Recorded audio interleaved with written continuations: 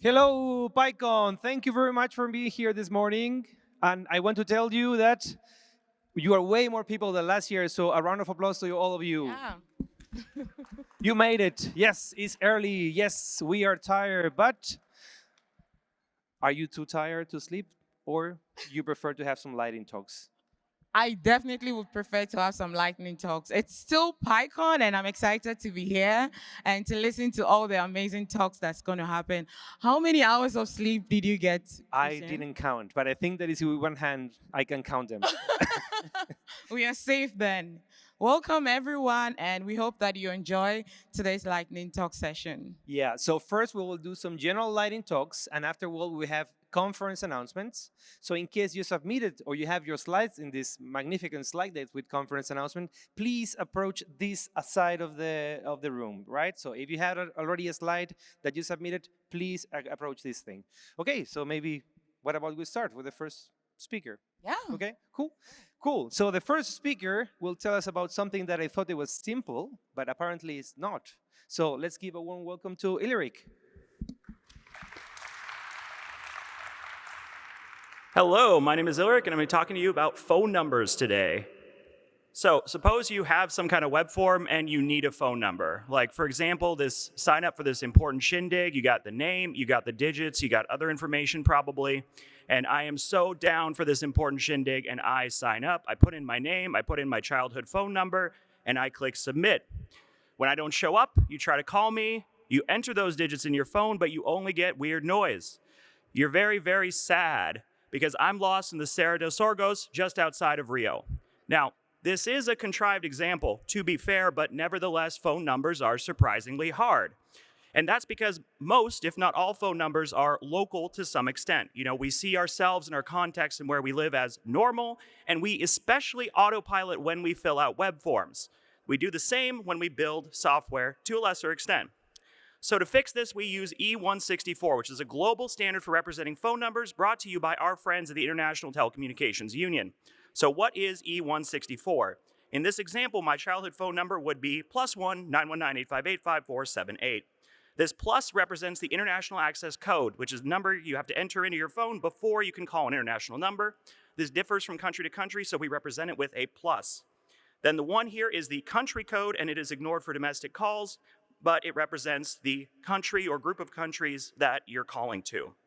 So how do you get these numbers in E164? You use the phone numbers package. It's very easy. You get it on PyPI. And here is a usage example. You import it, you pass it a free text string. It can be any format of phone number that's reasonable, and the regional context that it comes from, and you can format it in E164 like this. It also provides canonical national formats, so you can do the same thing in the reverse direction. In that case, you do not need this regional code. It handles many weird edge cases, like in the US, our phone numbers sometimes have letters in them. This is a valid phone number, it's a customer service line for something, and it handles that just fine.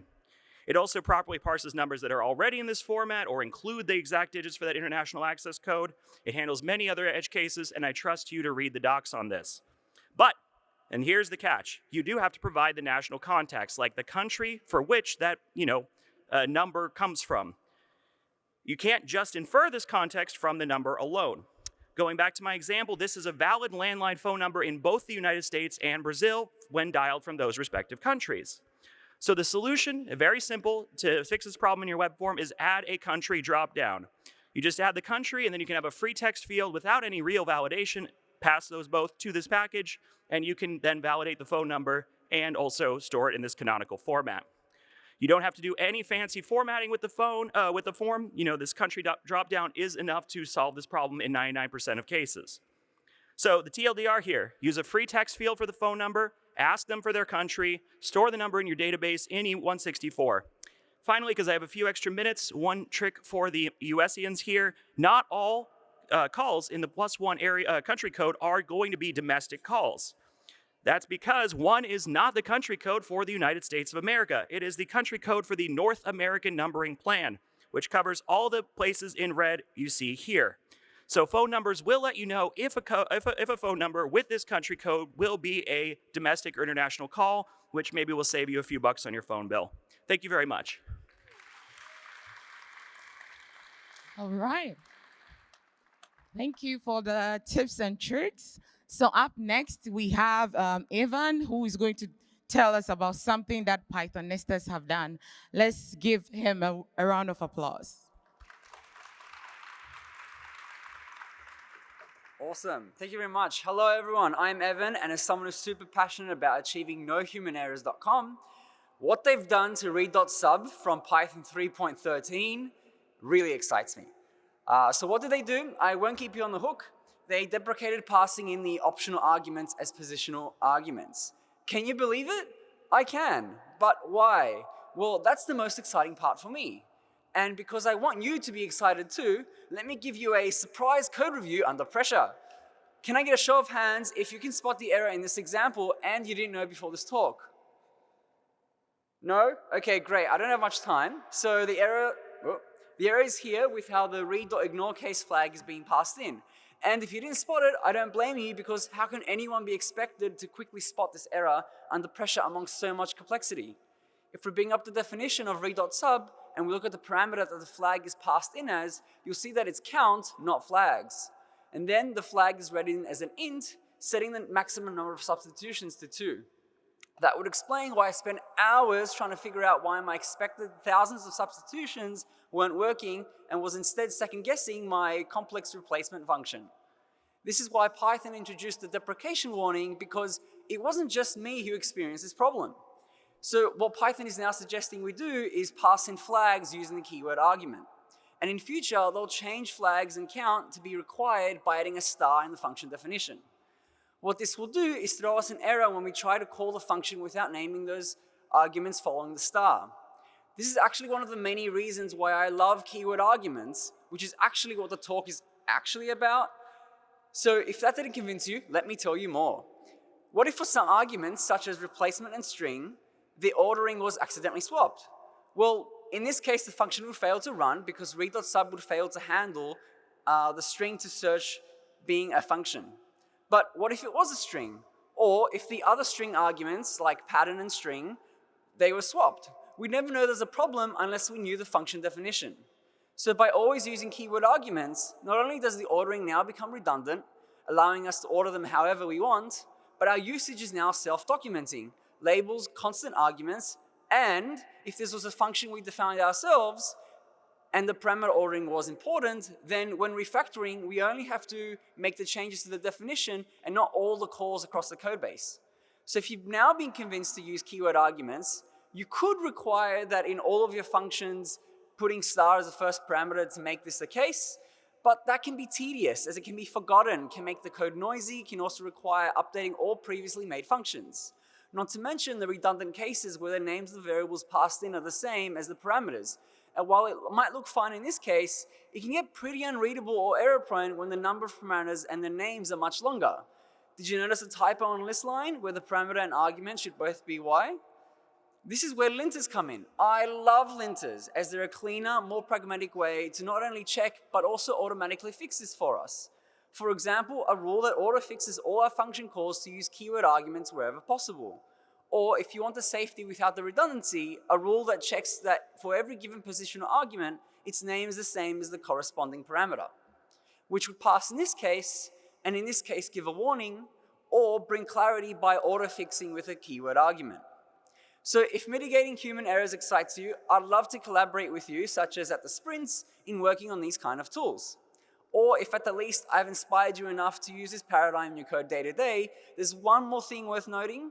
You may notice in your excitement to use keyword arguments for all of your function calls that not all functions are happy with that. And maybe this is a call to action for removing the offending / special parameter, allowing for consistency, granted that maybe this isn't the best example. If you're after the resources for this talk, want to watch its longer form, or want to get in touch with either questions, feedback, or to collaborate, find me at Kohilas or go to nohumanerrors.com. Thank you very much. Thank you very much. Yes, certainly many changes in the new Python versions are amazing. So how many Windows users do we have now in the audience? Can you keep your hand there? How many of you still think that the packaging problem in Windows is solved? I think we have a solution already. So I will give Adam the word now because I think that he has something to tell us. Let's give him a warm welcome.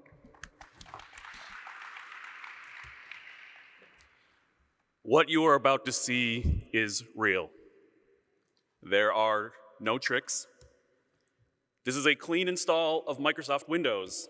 Python has not been installed, or as anything, except for an installation of Notepad++. Do not try this at home, or don't blame me if you do.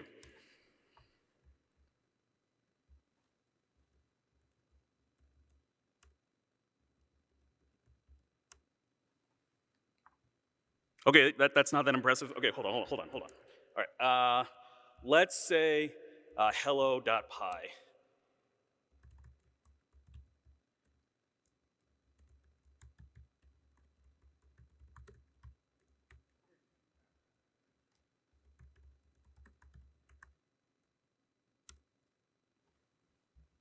Ooh. Okay, so it's all very silly, but it truly is just one genuine file. How do you do this? You use the embeddable Python distribution. You base64 encode said distribution into a string, which you then put inside a batch file, and then you extract said distribution into a folder and run Python. All right, there are a lot more technical details, but this is a lightning talk.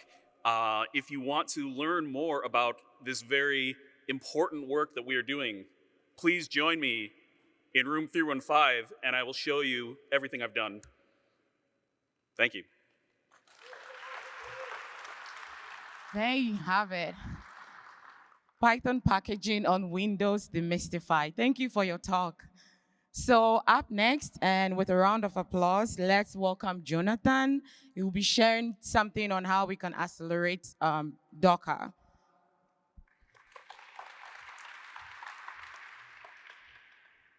Thank you. So today I'll talk about how to use UV in Docker for faster builds. For those of you who do not know, UV is a Python package manager. It was released quite recently, about a year and a half ago. And it's made by the Astral team, the ones who wrote the great linter off. And basically, it's a replacement for pip. So if you do something like that, pip install numpy, you may achieve the same by using UV pip install numpy. And about Docker, I believe more of you are familiar with it. So it's a way to deliver applications in an isolated and managed way. And when we talk about Python applications, we would usually see something like that. Pip install requirements.txt inside a Docker file. So we'll see why that's an issue sometimes. So my name is Jonathan. I developed Python for the 7+ last years, and I gave a talk at PyCon Israel 2023 about project package managers and PyProject TOML, and I strive to do things the right way. So you can see those slides from my talk less than 2 years ago. So we didn't have that many options. We had Hatch, PDM, and Poetry for managing PyProject TOML and the packages in a modern way. And there was also Rai, which eventually is succeeded by UV. So let's see what's the issue with what we saw before, pip install requirements.txt. So inside the requirements.txt, we usually do not pin the exact version. So if we build a Docker file today, it might be different tomorrow, and we do not have the control over it. Moreover, if we even pin every dependency, so it's not enough. We have to lock the entire dependency tree. And for that, we have log files. So locking requirements is a broad topic, not specific to Python. And in Python, we have a few tools to use that. But in my team, we used UV. Why? So it has PyProject TOML support, so it's a modern tool. It's promisingly faster than the alternatives, such as ppan, for those of you who know it. And it's a new technology that I didn't try that extensively at that time, and I wanted to check it out. So how it works. We did not change the existing files too much. We used the same requirements.txt, but we compiled it. We generated a log file from it, which is called locked requirements.txt. You can choose any other name that you want. But inside the Docker file, we used that locked requirements.txt, which looks something like that. And that's what we install. It exactly pins every dependency in a dependency tree. So everything looked great, and I opened the PR, which was merged. And if you see here that table, so we got 70% improvement in the build time without any cache, which is astonishing. I mean, it's awesome. It helps a lot of the developers. But what I saw also something else which was a bit weirder, 30% reduction in the image size, which I did not expect. So I kind of swept it under the rug, and but kept it at the bottom of my head. And here is PyCon US 2025. I came to the Astral Open Space yesterday at 11 a.m. And then I asked that question. So I asked the INI, why was the image size reduced that much? Didn't expect that. So turns out that UV does not compile packages to Python bytecode by default. Okay, I'm surprised. For those of you who did not know, bytecode is Python bytecode is the PyC files in the PyCache folder. So they are generated the first time you call your module or function. And I fixed it. So now we have that bytecode files inside the Docker, which is good for start time, but it's not that good for the image size, which you can see here. It takes 80% of the disk space, but that's the recommendation for Docker.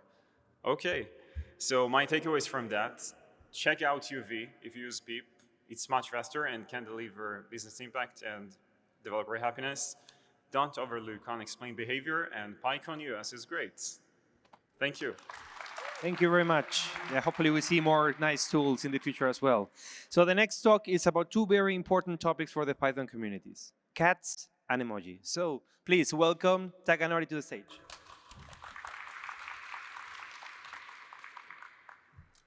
Hi, I'm Takanori Suzuki. My talk is put cat emojis in your documents. Please enjoy my talk. Do you like cats? Yay! In my opinion, many programmers like cats. For example, many programmers like the cat meme. And our keynote speaker, Illirik, is also like cats. I like cats too. But I like parrots even more. So cute. Anyway, I will talk about cat emojis. Cat emojis for Slack and Discord. I talked about these cute cat emojis. Cat emojis are created and distributed by Shikamatsu-san. Shikamatsu-san is a Japanese designer. And I use cat emojis every day in my company Slack and community Slack for reaction and talk. If you want to use cat emojis, you can download cat emojis from this link and then download. I want to use cat emojis in my documents. Motivation is I use cat emojis in my on my slides, and it can do it by copy and paste emoji images. Create and copy and paste, but programmer is lazy. I think the copy and paste lots of images is boring for me. We have Python. Let's simplify the boring stuff with Python. I make Sphinx Neko-chan. Yay! Sphinx Neko-chan is a Sphinx extension for adding cat emojis to documents. This is a link. And do you know Sphinx? Sphinx is easy to create, integrate, and beautiful documentations. And DocPython all using Sphinx. Maybe you know, all you know Sphinx. Get started, use the Sphinx Neko-chan. Pip install Sphinx Neko-chan. After the run, the Sphinx Quick Start. This is, then the Sphinx Quick Start command generates the Sphinx base file. After, edit the conf.py file, add the extension in the Sphinx Neko-chan, and write the document into the use Neko-chan role and in your document. This is a markdown style role and a REST style role. Then make HTML after to build the HTML document by Sphinx. As a result, cat emoji displayed in the document. I love beer. Thank you. There are so many Neko-chan cat emojis and provided by the Shikamatsu-san. Sorry. And you can find and search the name of cat emoji in this document page. Please check. And I want to the Sphinx Neko-chan used on slides. I use Sphinx Reveal.js for my presentation slides. Sphinx Reveal.js is a Sphinx extension to generate Reveal.js based presentation slide. And Sphinx Reveal.js with Sphinx Neko-chan is really easy. Same code, write the markdown style and restructured style, text style, then make the document, get the cat emoji in my slide. Yes.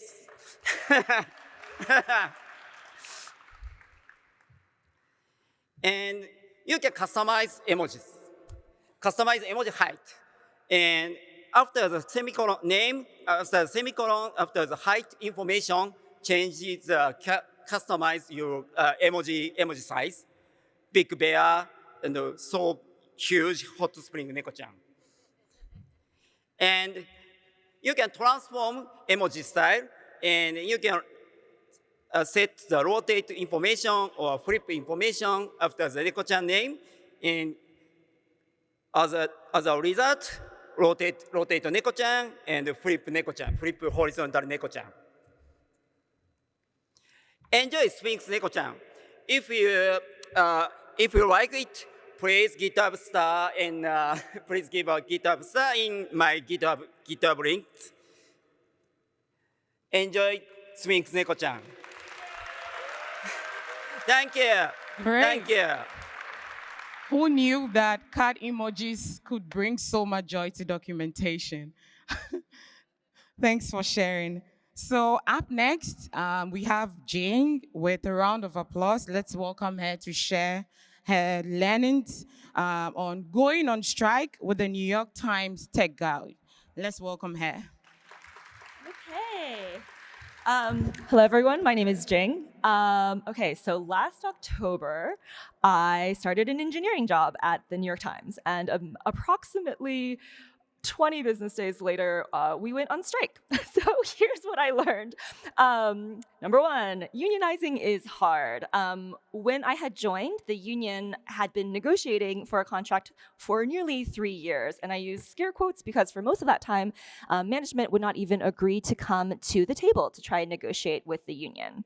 Number two, management will say one thing and do another. So at the time that we were building up to the strike, I was also onboarding, and at one point I had a small group chat with a CTO, and it was like an intense amount of whiplash to see how he presented at that meeting versus I also attended an opening bargaining session, which, side note, the best way to radicalize your colleagues is to invite them to attend an opening bargaining session.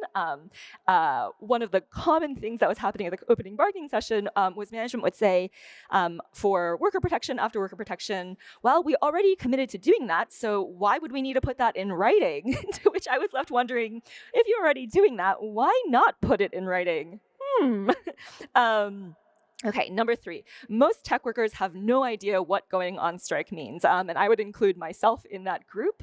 So the month before I joined, union members had authorized a strike by over a 90% vote. I believe that most of those colleagues did not actually expect management to push things that far, in part because the strike was planned for maximum impact the week of the presidential election, which is sort of like the Super Bowl or the Black Friday for the New York Times. Most of my colleagues in engineering did not believe that the site would work without them, and they did not think that management would risk a catastrophic failure for the website on election day. So consequently, I think most of my colleagues didn't really know what to expect when we went on strike. I at least did not know that when you are on strike, you aren't paid for that time, and if the strike extends into the next month, then you lose your employer-sponsored health insurance, as well as various other benefits. This meant that the most vulnerable among us, those who most needed union protections, were also the most likely to scab. I also did not know that labor laws prohibit striking workers from doing anything to purposefully negatively impact the business, which means that despite knowing all of these vulnerabilities, we could not exploit them. No DDoSing the website on election day. Okay, number 5, solidarity is amazing. So we did eventually go on strike. During that time, my colleagues made strike versions of Wordle, Connections, and the crossword. We had very nerdy strike chants and like 404 strike signs. We had a lot of solidarity from our colleagues in the newsroom. So the New York Times newsroom has their own union. They've been unionized for quite some time. We had one of the cartoonists draw a very cool cartoon. We prototyped and 3D printed buttons and props. I just noticed I'm running out of time, so I will try to speed it up. Okay, so that was all very cool. Lots of like really positive energy from striking colleagues. Number 6, management would rather pay contractors than pay you. Okay, so how did management respond to the strike? Well, so for months beforehand, there was a code freeze and stress testing for the site. Management had employees writing documentation for the contractors that they knew would replace them if they did go on strike. And then the day of the strike, managers brought in over 200 contractors. Okay, so then the election happened, the site didn't go down, the election needle kept working, and the union fell into the same petty infighting and finger-pointing that we saw at a larger level in the National Democratic Party. It was a really tough time for the union. There wasn't a lot of clear communication around how long the strike would last, which I think led to people getting scared. Short story short, we ended the strike after a week. Nothing happened. Things were terrible at work. And then we got a contract.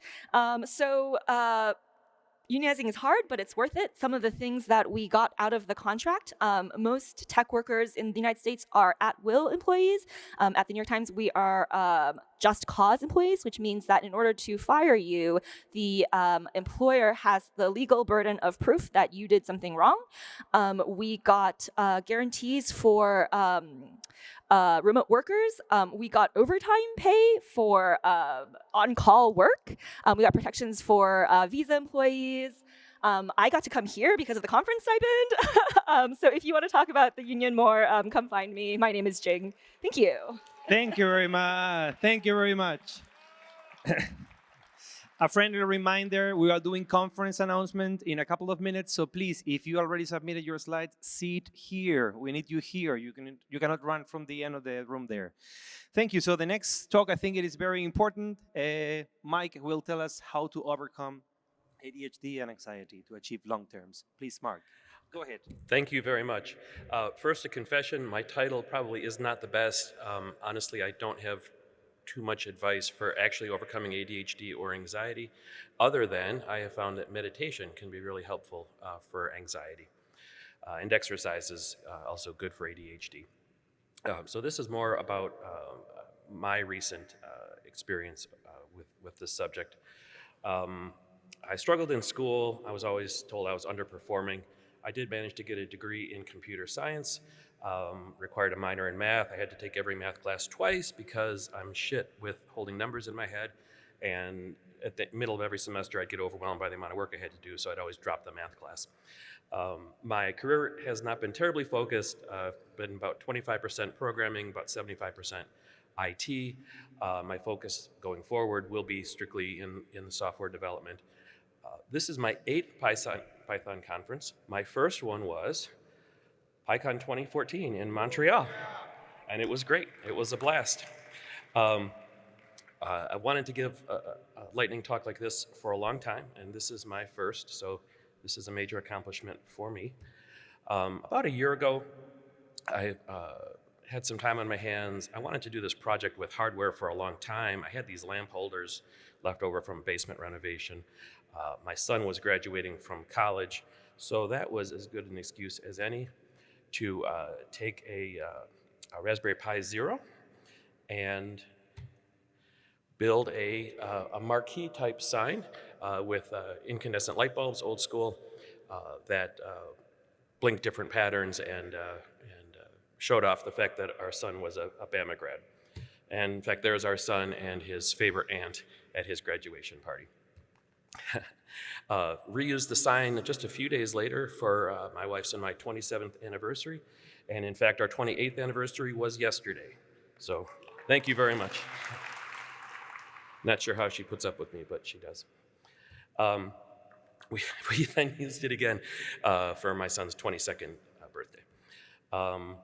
Please don't, if anyone in the room is a carpenter, please don't judge my carpentry skills too harshly. Yes, I used an awful lot of metal angle brackets, but the darn thing is sturdy.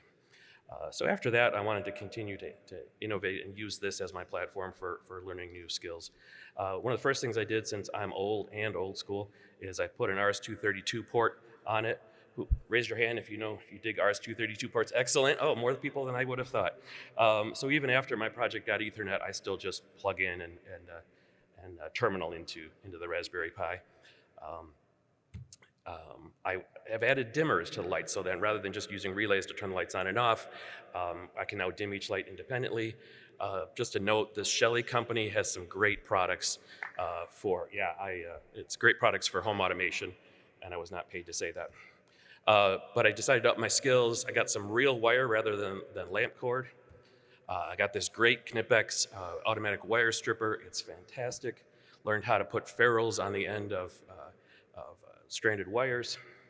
Learned how to do DIN rail mounted components, including terminal blocks.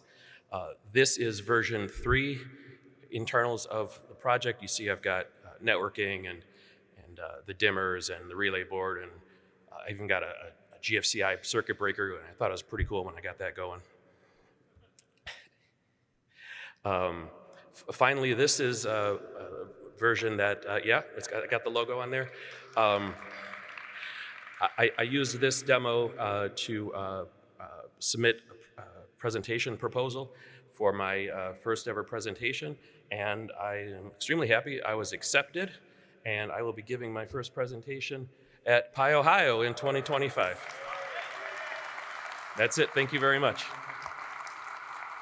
Thank you. Thank you so much for sharing such insightful experiences with us. And thank you for your contributions as well.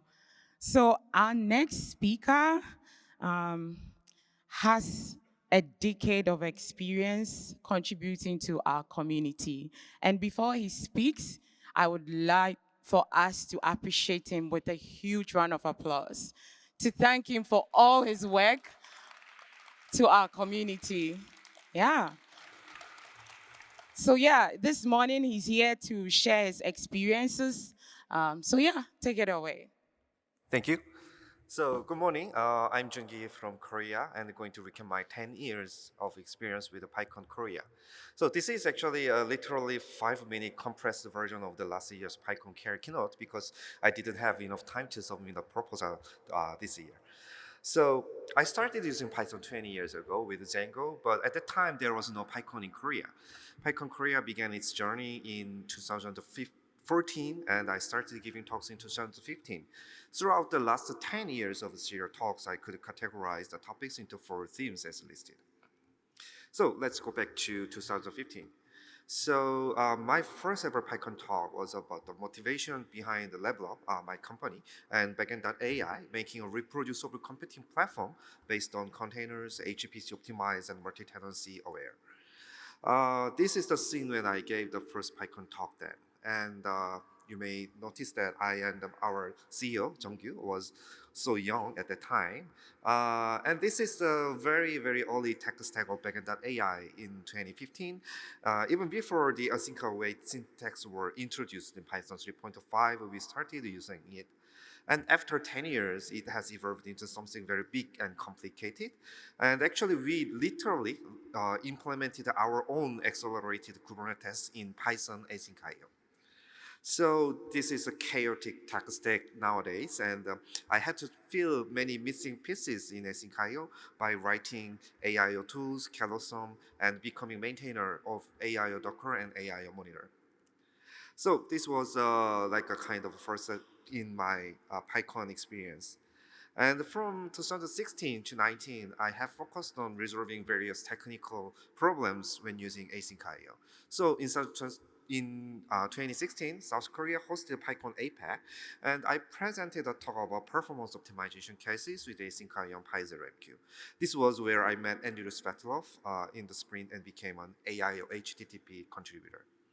Also, I could attend the PyCon Hong Kong by invitation from the APEC members. And in 2017, I started yak shaving in async IO. The first result was the AIO tools library, which provides utility APIs to wrap many repeated boilerplates. There is an interesting backstory here. So there was a phishing package called AIO tools box who copied my Python package index profile and all the package descriptions. Yeah, it was a funny moment. And in 2018, I had to write a new RPC transport library called Kelsom because async AIO GMQ was like abandoned. So this library is still used in backend AI. And I also attended PyCon APEC in Singapore this year, conducting a sprint there.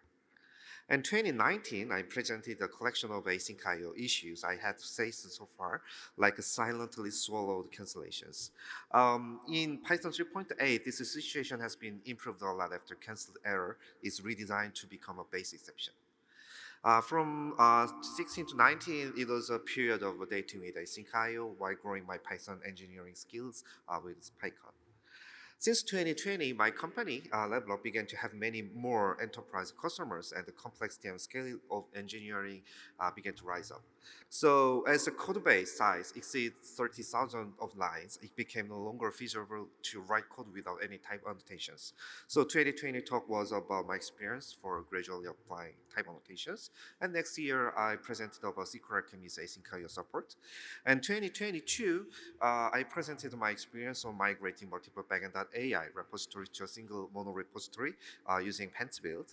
And 2023, finally, I made up to PyCon US, and it was my first time attendance, but I could present the AI monitor enhancements as a main session talk. It was a great experience to meet open source contributors in person after talking with them for online for years. So it was also a new, strange experience that people I don't know began to share my work.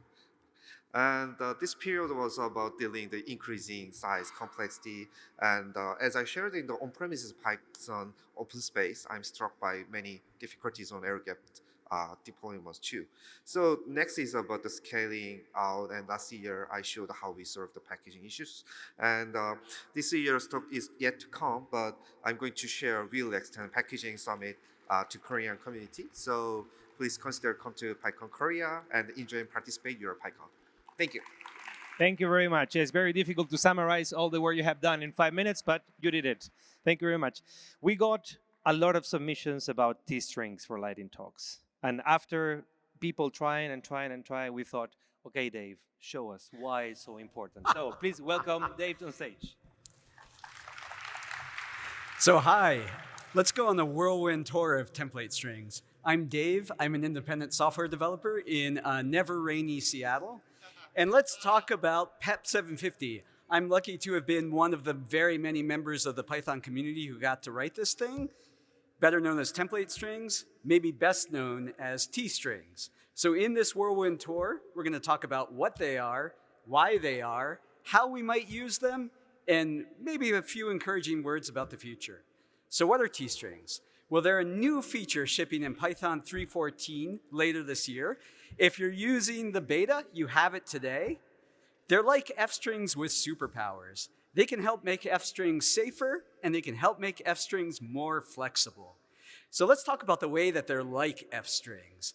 And the biggest one is that they have the same syntax as f-strings. So here's some valid Python code, and I want you to look very carefully at that letter F. And now in Python 3.14, this is also valid Python code. In case you blinked, F goes to T, even for more complex formatting strings. But T strings are like F strings with superpowers. F strings are just plain strings. And what I mean by that is if you look at the type of an F string, it's just a plain stir. By the time it gets to your code, it's no different than any other string. But T strings are not strings, and I apologize, naming things is hard. You write them like they are, but they evaluate to a new type, template, which if you're using the beta, you can find in string.templatelib.template. And the template type gives you access to the parts of your string. So it gives you access to the static parts, and it gives you access to the substituted parts in curly braces. But because we're fancy, we also call them the interpolated parts. So let's look inside a template. Here's a bit of valid Python 3.14 code. And I'm just going to go ahead and iterate over my template, and you can see that I get the parts of the string. Hi and the exclamation point are the static parts, and the interpolation has a value of world. So let's say I just took a job at Lower Upper Incorporated. This is one of the Fortune 500, I'm sure we all know. And they have an ironclad business rule that all static strings need to be lowercase and all substituted strings need to be uppercase. Now, probably what I ought to do is tender my resignation right away, but I'll persist for a day or two. So let's create a list of regular plain old strings and walk over our template. And if we see a static string, we're going to lowercase it and put it into our parts list. Otherwise, we're going to take the value off the substituted part, the interpolation, uppercase it, and then we're going to join all those plain strings together. And thankfully, I have survived day one at Lower Upper Incorporated. I've got hello world. This is a very simple example of processing templates. When you get a template instance, you have to crack it open, look at the values inside it, and decide what to do with it. Templates are normal Python objects, so you can write or call code to turn them into a string, or to turn them into any other type. Now you might be wondering, why do we want this? So let's take a second to talk about F strings. They get used a lot, they're powerful, they're readable, they have elegant syntax, but they also get misused a lot. And that leads to all sorts of vulnerabilities, SQL injection, cross-site scripting. T-strings can help make things safer. So this is Little Bobby Tables, a really famous XKCD comic about SQL injection vulnerabilities. And here I've written my very own SQL injection vulnerability using F strings. So I've got a database library I'm going to call execute, and I get student John and everything is okay. But the moment Bobby Tables enrolls in my school, unfortunately, all the students are dropped from the database. But now if my database library updates to support T strings, I can call execute_T with a T string, and everything is safe. Bobby Tables is just another student. T strings also make strings more flexible. I can do fun stuff with HTML. This HTML function could return a string, or it could return an HTML element. And of course, maybe I can get a string from that. And I can start to add attributes. And the HTML function will add quotes for me. Or maybe I've got a dictionary of attributes. Here I've got 2, but maybe I got 20. This is fancy template processing. HTML has to do a lot. It's got to parse the template. It's got to examine each substitution and figure out what to do with it. So where to next? Well, we're excited to see libraries ship with Python 3.14. We're excited to see tooling that puts squiggles under our HTML attributes. And there's lots of example code you can go check out. See tstrings.help for more, and you can also find me at davepeck.org. Thanks so much. Say hello and get involved. Thank you so much for sharing your expertise. And now our next talk, that's going to be given by Sheena. Sheena is a part of the Python software community in Africa, and she's here to share about what the ecosystem looks like, a community that I'm proudly a part of. So let's welcome Sheena with a round of applause.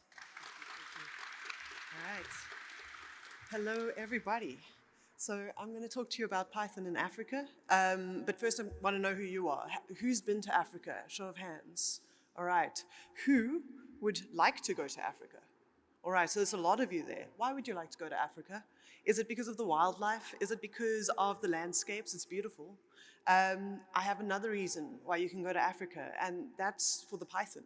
We have a lot of Python in Africa. There are a lot of Python communities in Africa, and it's a good reason to go there and interact. So, hello from Africa. It might not be immediately obvious, but I am an African. I was born in South Africa. That's where I live. That is my home. There are other Africans here. There are other Africans around. We've traveled far to be here and to talk to all of you. So come and say hi. Ask us about what we're doing at home. I've personally been to a bunch of different African conferences. So PyCon South Africa, that's my home stomping ground.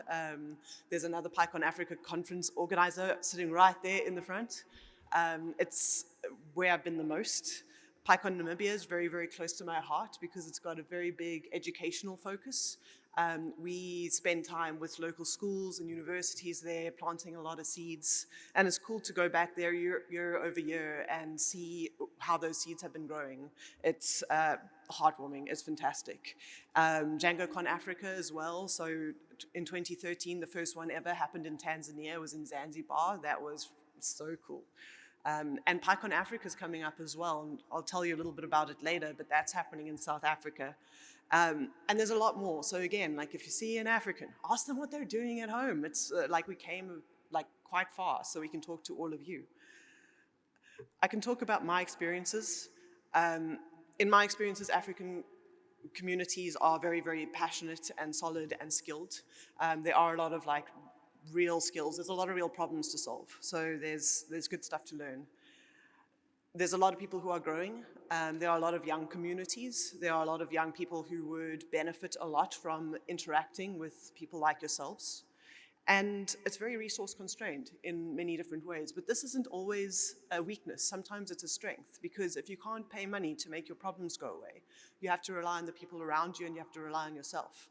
So these communities are typically like pretty close-knit and just solid and wholesome in many ways. So you can join these communities, and that's great. So get involved. I urge you to. There are many, many ways to do that. So the easiest is stay in the loop. You can follow along on social media to see what's happening, see if something catches your fancy.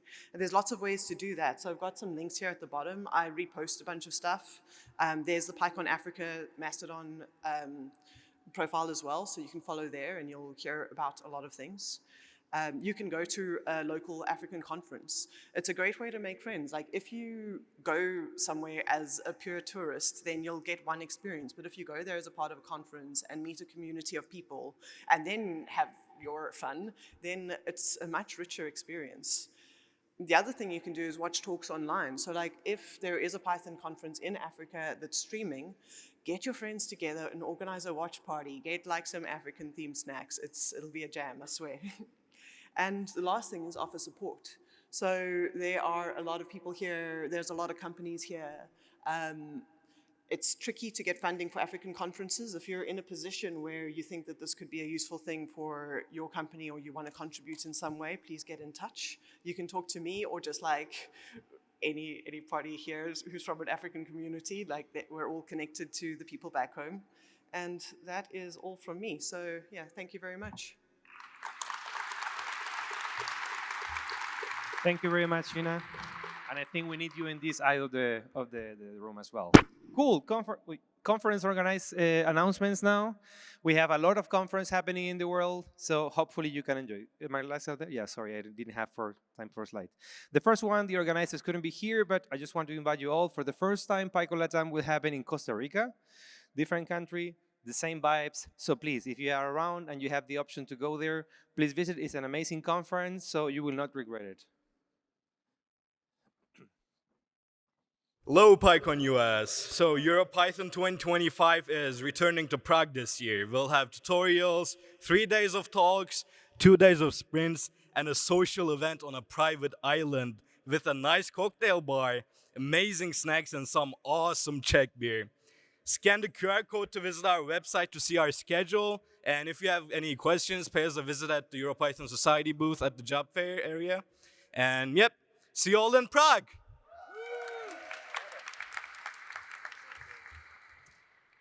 Good day. I'm Evan, the Assistant Director from the PyCon Down Under. Please come to PyCon Australia. It is such a great conference. It's so friendly. We have our lovely curly boy, which you'll see on my lanyard. We have amazing t-shirts. I have a little koala, if you haven't noticed by my accent.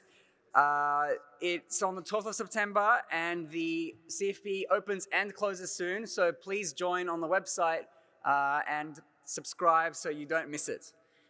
Also, we have a neighbor, New Zealand, and I'll speak on their behalf.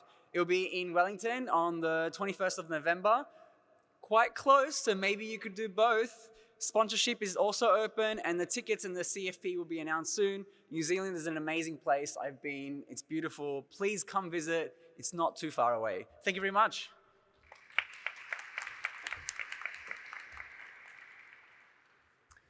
Good morning. I would like to invite you to EuroSci-Pi. So if you're interested in Python and science and you want to come to Europe or live in Europe, that's a conference for you. We will be in Krakow, Poland, and it will happen in August, from 18th to 22nd of August.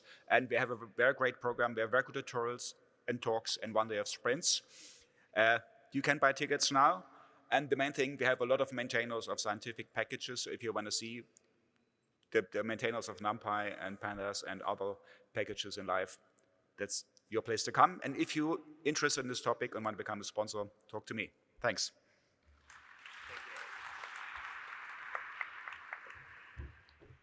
Okay. Kalimera, everyone. We've got a new kid on the block, PyCon Greece. Ever dreamt about soaking under the sun on a Greek island? You've got the perfect excuse to do so now. August 29th, 30th, 2 days of fun. Full talks, about 30 talks, 2 keynotes. It's going to be amazing. First time ever. We're so excited. Hi there. I run North Bay Python, which is a Python conference held in a barn in wine country in California. You just missed this year's event. We don't have dates for next year, but if you want to be informed when we do have our dates, you can go to nbpy.link/subscribe. See you there next year.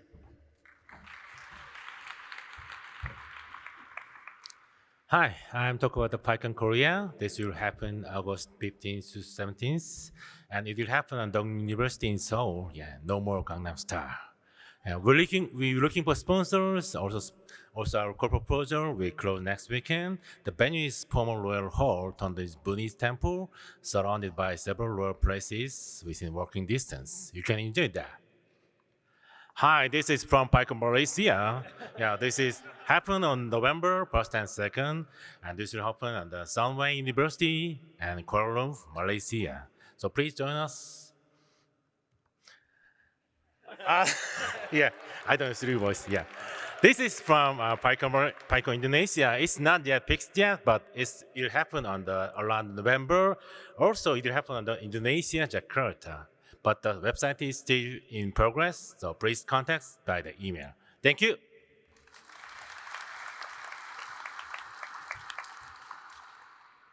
Hello. PyOhio is happening this July 26th and 27th. It is a 4-track talk over 2 days, and one of the most important parts about PyOhio is the Sunday morning starts later, so we don't have to be up this early. Registration is going to open soon. It is a free-to-attend conference. We hope to see you there. Hello.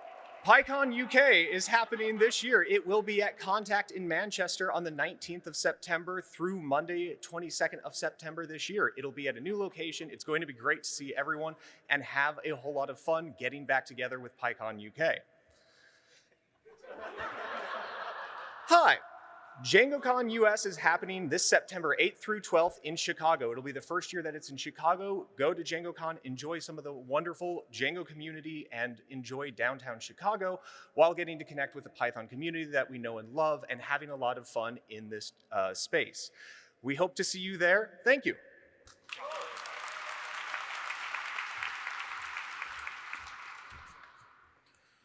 Hi everyone, I'm Rex from PyCon Taiwan, and I'm excited to invite you to PyCon Taiwan 2025 happening this September 5th to 7th in Taipei.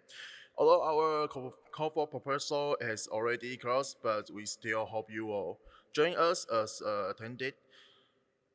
So just scan the QR code and buy the ticket, follow us Facebook, Instagram. I hope to see you in Taipei this September. Thanks.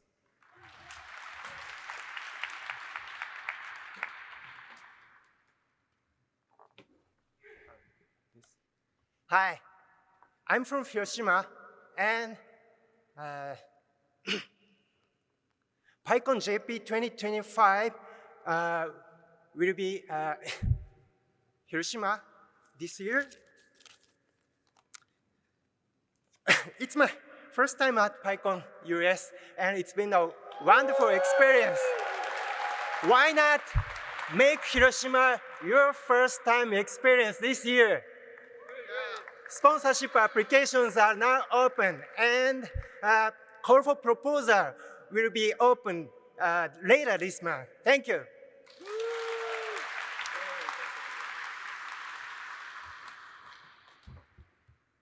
Hello.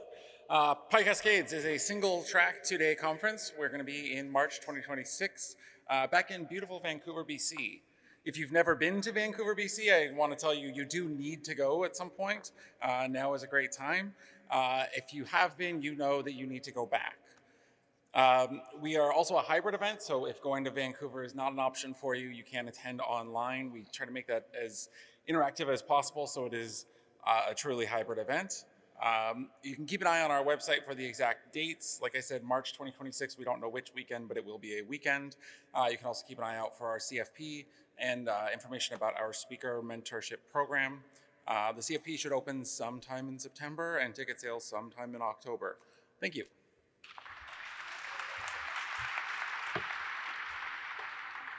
Good morning. Good morning. My name is Chris Brousseau. I'm the PyBay Conference Chair for 2025 here with Phoebe Polk, a force of nature, and the local San Francisco Python community, here to invite you all to PyBay in October.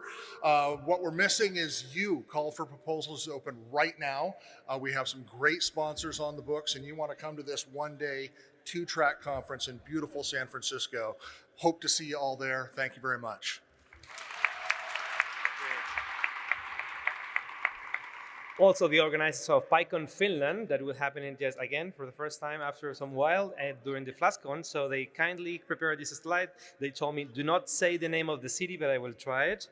Jyväskylä. If we have some Finnish people there, maybe you can see how it was. So yeah, you can join PyCon in Finland in October this year. Also, we have PyTexas that I was expecting the organizers to be around, but anyway, so it will be happening in April. I have heard that it's an amazing conference as well. You will have more information there in pytexas.org with this amazing thing. So, next conference.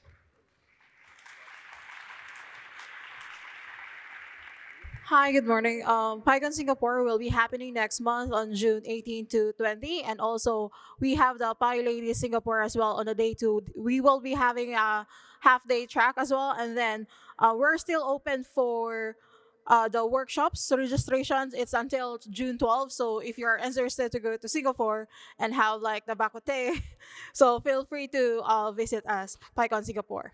Thank you.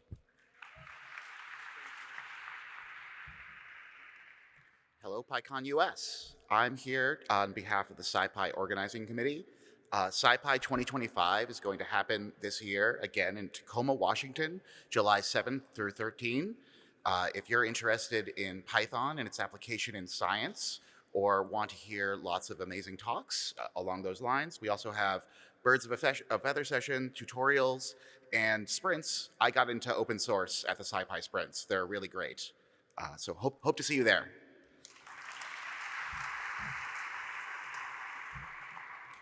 Morning, everyone. Quick word about PyCon Portugal. No one cares about the food, the beach, or the weather. Portugal is not the name of the country. It stands for practically the only European Python conference you got to attend in your life. Go to PyCon PT. PT stands for purchase tickets. Thank you.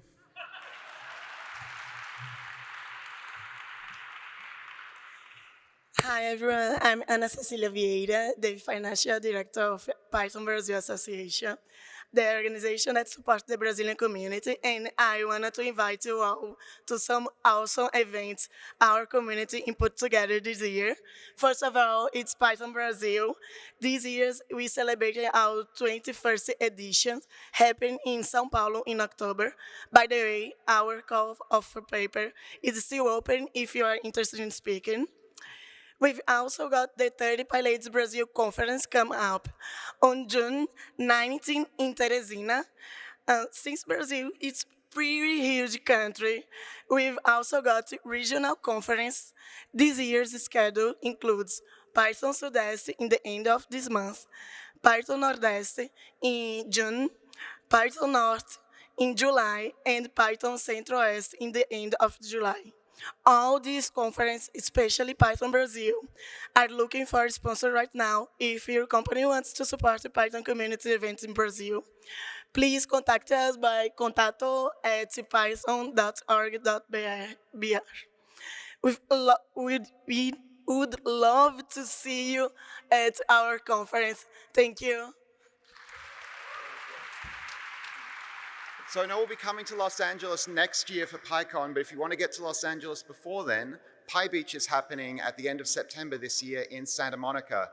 They're looking for sponsors, and the CFP is going to open next week. So get on it. They're happening for the first time in 5 years. Want to see a whole bunch of you there. See you.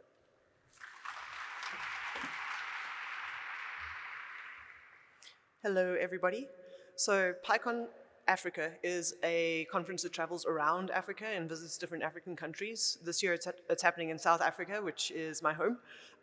So it's going to be in October in Johannesburg. It's going to be great. It's a great excuse to visit Africa as well. If you can't visit us physically, because it's far, I understand. It's like way at the pointy end of the continent. We do have like a really strong online streaming game, so join us remotely. Get your friends involved, it'll be fun. If you do manage to join us in person, we have a lot going on in South Africa. We have some of the best wine in the world. We have penguins. Not many people know that. They're like cool little punk rock penguins. There's a lot to see. So yeah, we're looking for sponsors, of course, as many people are. And our CFP is going to open in the next week or two. That's it. Thank you. Hi, I'm back again. So, good morning, everyone. We're excited to share the Python Asia online charity talk of the first one happening on July 26, 2025. It's going to be online, and it's going to be on 10 a.m. UTC 8.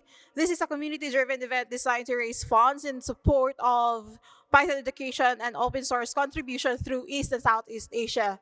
We're curating a set of impactful talks, around 30 minutes each, and from individuals who inspire and contributed meaningfully to the ecosystem of Python as well. You can support Python Asia by donating 24 USD and receive a limited edition Python t-shirts. It's still for grabs. And then if you donate through GitHub sponsors, your profile will also display the Python Asia organization emblem, showing your public support for the community. So just scan the QR, or you can just search Python Asia organization in GitHub, and then you can donate over there. We look forward to seeing you at our events and appreciate your support in strengthening the Python community in Asia. Thank you. Also, the organizer of PyCon India couldn't be here. I know it's an amazing conference. They have a huge community there. So please, if you have the option to visit India, you can scan that QR code and get information and maybe go there in September.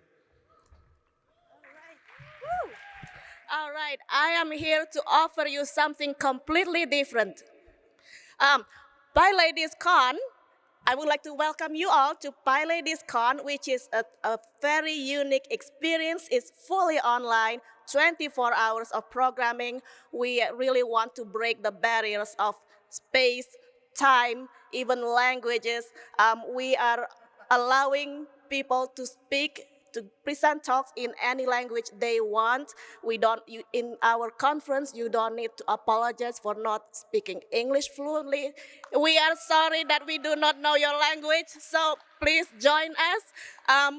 It's open for everyone, even if you do not identify as a PyLady. If you want to help support PyLadies, come join our conference, support us, and we also need sponsorship. Our CFP will open soon. Please join us December, first weekend of December 5, 6, 7. Thank you so much. And before they take me out of the stage, PyCon Ireland, they recently added the slides. So yeah, Ireland is a great country. Go there, amazing conference. I'm very sorry, Elaine, but we were running late, but please. Okay, that's it. Thank you very much. Alrighty, first, big round of applause for the lovely folks announcing all those great regional conferences. If you see them around, please thank them in person. Organizing a conference is not easy. Quickly, I'd like to plug another conference. If you're interested in investigative journalism and programming, please try to head to Nightcar, which is the hashtag on this shirt. It'll be around, I think, March next year in Indianapolis. Okay, I'm kidding. That wasn't my plug, but I am wearing a shirt. This is a lovely organization. It says, "I code like a journalist." But before I introduce the keynotes, because this is the t-shirts for them, I want to drop a special Easter egg. We have a lovely surprise from a group of folks who are making a documentary about the history of Python. And I can tell you, because this is going to be the first time I get to say it out loud, is that it will be having its world premiere at EuroPython this summer. So if you're heading out that way, you will see this great documentary that the folks have compiled together, and here's a sneak peek. Okay, Google, where was PyCon held in 2015? In Montreal. Oh, it was Montreal. Really? So the story goes that Guido invented Python over a Christmas holiday. I showed it to Lambert and I said, look what I made. And he types one very short line of code and it crashes the interpreter. And he knew that it would. The point escaped me. I didn't know why he thought this was better than ABC and why he had done this whole project. It was a pretty crushing experience, to be honest. Immediately on trying it, I was just amazed and thought this can't be as good as it is. You can see Python code, even if you've never written a line of Python. And if you know how programs work, you can understand it and grasp it. You see that click in real time. We were paid our salaries every 2 weeks, and then suddenly in late October, we weren't. It was a moment where the shit could have hit the fan. If all the Python guys went their separate ways, Python wasn't big enough to survive that at the time. Trying to build a language is non-trivial. That actually took real design, real thought, and real ecosystem collective innovation over the course of decades. That was my car when I lived in Virginia. I think it was me who suggested that Guido be called a benevolent dictator. And then Barry suggested benevolent dictator for life. The Python 2 to Python 3 transition was extremely difficult for the community. Some of that probably got away from us a little bit in hindsight. I did feel like Python has a chance of becoming irrelevant. When you don't have role models who you can relate to, you start believing that you cannot do it. When I first saw the walrus operator, I didn't like it. It got very vocal and blown up. One person's succinct, elegant code can be another person's unreadable puzzle or a fustigated mess. Nobody had expected I would resign, and certainly not that I would rage quit over this issue, which essentially it was. How much of Python's success in AI can be traced back to these scientists in the 90s? 100%. Python's a fantastic language, even if you're not a scientist. I just don't think it would have risen to the level of dramatic usage without the science first, data science and machine learning story. We had a massive impact in the world.